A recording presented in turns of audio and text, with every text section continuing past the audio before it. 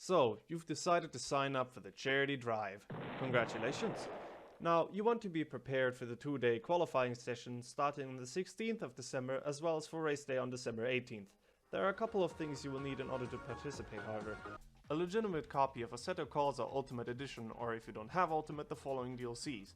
Red Pack, Ready to Race Pack, Porsche Pack 2 and 3, Dream Pack 2 and Dream Pack 3, as well as the following mods. Our Porsche Panamera safety car, Circuit de la Sarthe track, and the community-made skins for each team's car. Download links provided on the Charity Drive Discord server, link in the description. And teammates. 2 drivers minimum per team, 3 drivers max with 3 reserves. Reserves only drive if the main driver doesn't show up or is forced to leave early. But wait, there's more. You will need to install the following mandatory apps: Content Manager to easily manage your Assetto Corsa files, mods and add-ons, Real Penalty, which deals with contact, lapping, track cuts and the driver swap, Car Radar for avoiding contact and enabling close racing, Full Track Display for not getting lost. And if you really want to pump up the immersion, download Soul and Custom Shaders patch alongside Content Manager to enjoy a nice midnight cruise down the Mulsanne. Remember that if you are using Soul and Custom Shaders patch, go to Settings, Custom Shaders patch and Weather to force your headlights for other drivers on for online, because if you can't see them, you will also need to bring a controller or wheel. A wheel is highly recommended, teammates, which you can find on our Discord server, and a decently powerful PC to render all the cars on screen.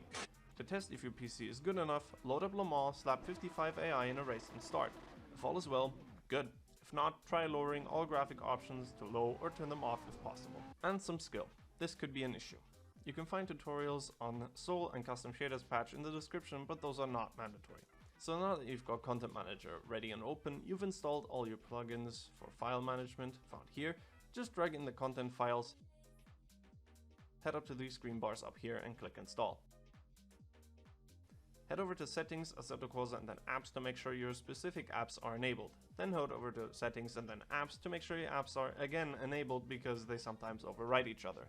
Let's set up all the other apps in-game. Head over to this sidebar and enable the track map and car radar. To manage your fuel, we highly recommend using the Race Essentials app, link in the description, to manage your fuel and tire levels. Now that you are set up and ready to go, it's time to start understanding driving etiquette.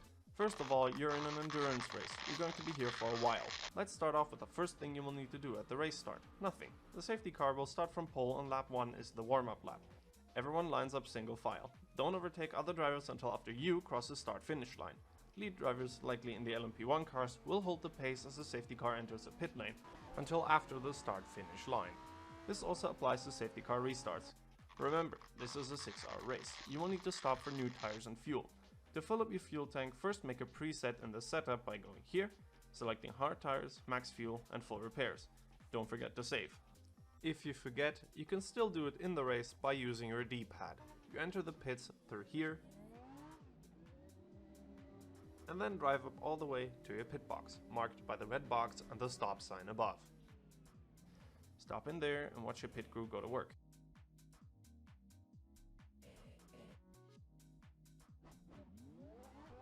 Make sure to pit before you got less than a lap of fuel remaining. In this race, there will be a mandatory driver swap. To commence a driver swap, first enter the pit lane and go to your pit box. This ensures that you complete the lap.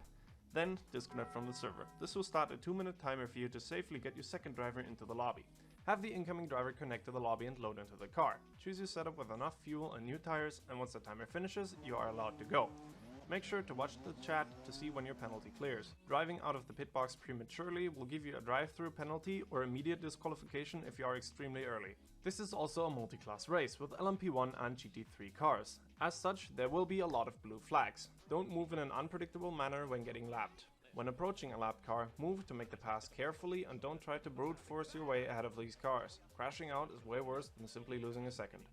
If you happen to crash and are rejoining the track, make sure you enter at the part of the track where drivers can see you and can give you enough space to re-enter. Do not immediately try to rejoin unless cars can see you and have acknowledged that you are rejoining.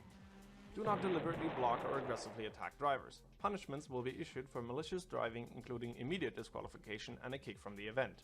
If a car is faster than you, let them pass, regardless of whether they are a lap down or a lap ahead.